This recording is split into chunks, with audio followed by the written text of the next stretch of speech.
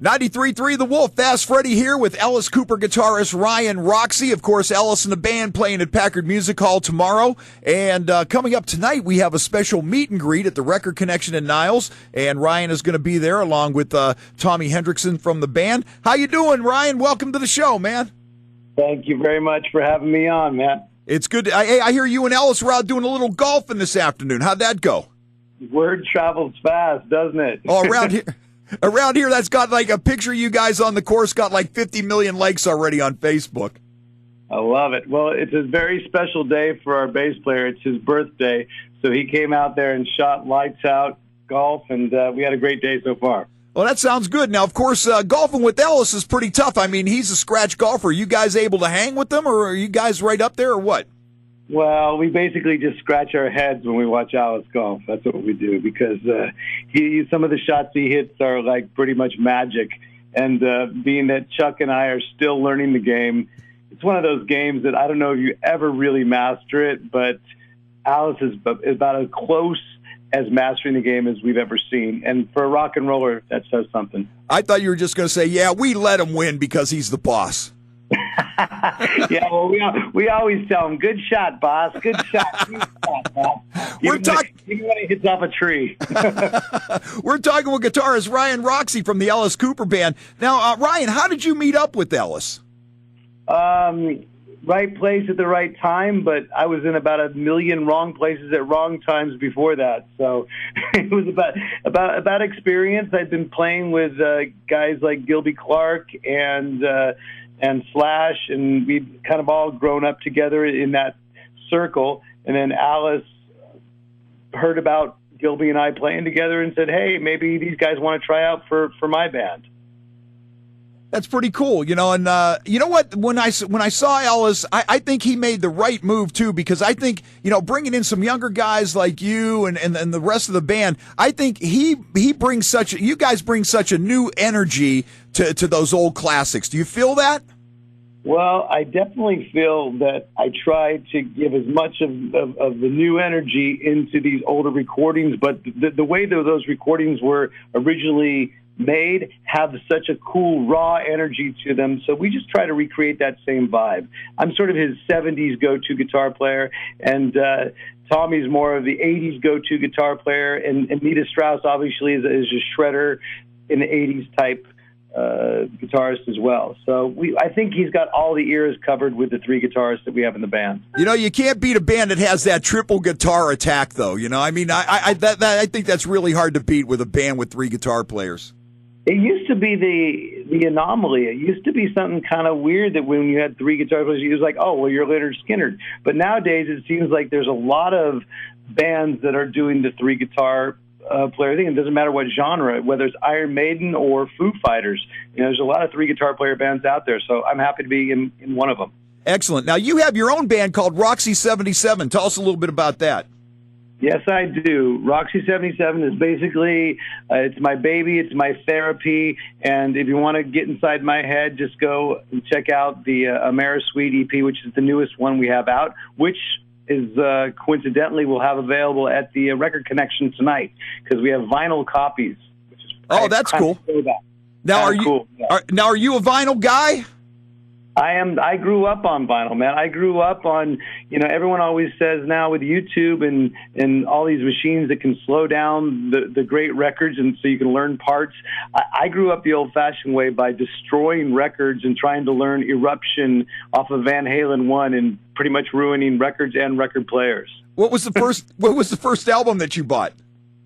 Very first album I bought, if you really want to know the truth, was the Osmond Brothers live in Reno or whatever it was. Okay, well, you know, at that time, you know, everybody was digging that kind of stuff as well. Now, how about the first rock album? Was there one rock album out there that really influenced you, or? Are you trying to tell me the Osmond Brothers were not rock? Oh, back in the day, you know, I'll tell you what, I remember when I was a little kid and they were on the Andy Williams show. And my mom, you know, they come out and they were doing like that barbershop quartet thing and they had little bow ties and vests and derbies on. And my mom just started bragging about how cute Donny Osmond was. And I'll tell you what, it really kind of pissed me off. And that's when you started to hate them, right? Yeah, well, I never really did hate them. You know, they're always out there. I look at them like bands like the DeFranco Family and the Partridge Family and Bobby Sherman and stuff. I just think that whole genre of bubblegum pop back in the day was pretty cool. You know, I have no hard feelings against it. Well, if you listen to that Osmond Brothers album, I don't know why we're dedicating this whole segment to Osmond Brothers, but if you listen to that album, Crazy Horses, that actually sounds a little like early Guns N' Roses. Yeah, it does.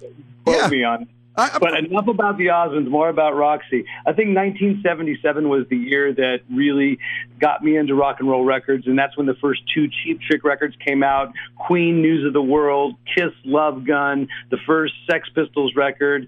So there's so many iconic albums that came out in that year, and that's when I really started getting into rock and roll. Uh-huh. What was the first song that you learned on the guitar? Believe it or not, it was Surrender. Okay. By Cheap Trick. Well, yeah. you know, with Cheap Trick I thought the Cheap Trick should get in the Rock and Roll Hall of Fame just on the strength of Surrender alone. I think that's like one of the perfect rock songs.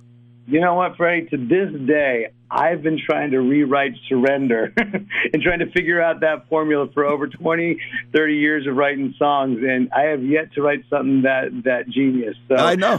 I'm trying, though. It's an awesome song. It's an awesome song. Yeah. We're talking with guitarist Ryan Roxy from the Alice Cooper Band. And so what can people expect when they come out and see you today over at the Record Connection? We're going to be hanging out. We'll be playing some of your music and stuff. What can people expect when they come out and see us?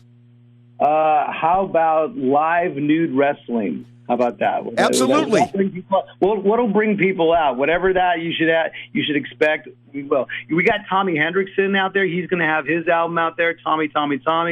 You got Roxy 77 out there, and who knows what other special guests might sort of tag along with us. Exactly. You know, usually what draws a big crowd around here is lesbian midget oil wrestling. That usually goes good, but sometimes they're so undependable you can't always count on them to show up on time. Yeah, well, the only word missing there is lesbian oil wrestling rodeo. Well, we're going to get it all in there. Hey, you know, we were talking a little bit about Cheap Trick, and I know you like the band, and they've been a big influence on you. I'm sure you were happy to see them get into the Rock and Roll Hall of Fame. You know, it took Alice forever to get in there. Is there anybody else out there that you would like to see? You waving the flag for somebody that you really think deserves to be in the Rock and Roll Hall of Fame that's been ignored? At this point, I think it's going to come. All my iconic guys are going to get in there. I'm pretty sure Peter Frampton's in there already. Is he not? I don't think so. Well, then there you go. There's my first ballot. I think he's a first ballot type of guy. Peter Frampton definitely influenced the way I played, and whether you like him or hate him or don't think anything of him at all, I think they helped me a lot with my songwriting. There's a band called Oasis. Oh, that's a good one. Yeah, so, and see, I was really into that wave of late 80s Britpop. Uh-huh.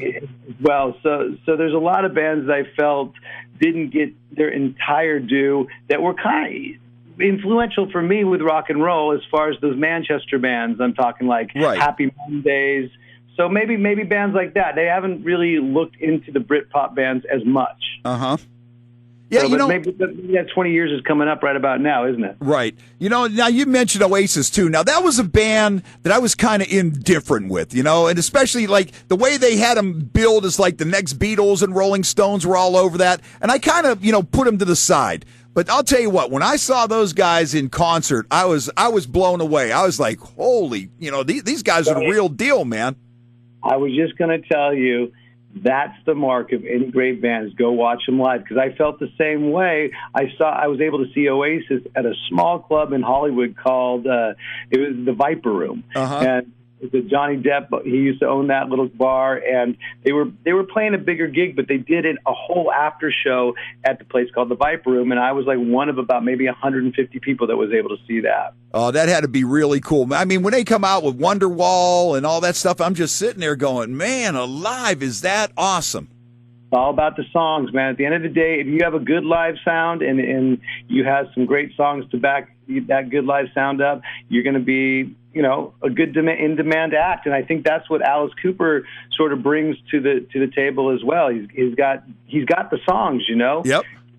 I mean, you know, people will be. Sound tech. People will be singing "School's Out" forever. As long as there's kids going to school, that song will be around forever. It'll still be an anthem. We're talking with Ryan Roxy, guitar player from the Alice Cooper Band. We're going to be meeting up with Ryan a little later on here at the Record Connection in Niles. And, of course, you got the big sold-out show tomorrow at Packard Music Hall. Ryan, what could everybody expect when they come out and see Alice at Packard Music Hall tomorrow night?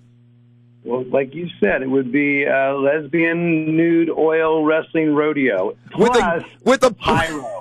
with pyro, a guillotine, and a large python as well. So how could you go wrong? There's snakes, and there's fire, and there's fog, and there's it's a new light show. And put it this way, the show is out of a 22-song set. We have 12 songs that we have not played in a bunch of years. So almost over half the set is new stuff.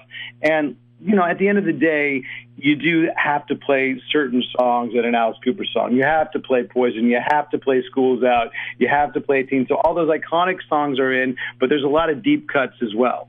That sounds great. Well, listen, Roxy, I'll see you a little later on here this afternoon, and then we'll see you tomorrow night over at Packard Music Hall with the Alice Cooper.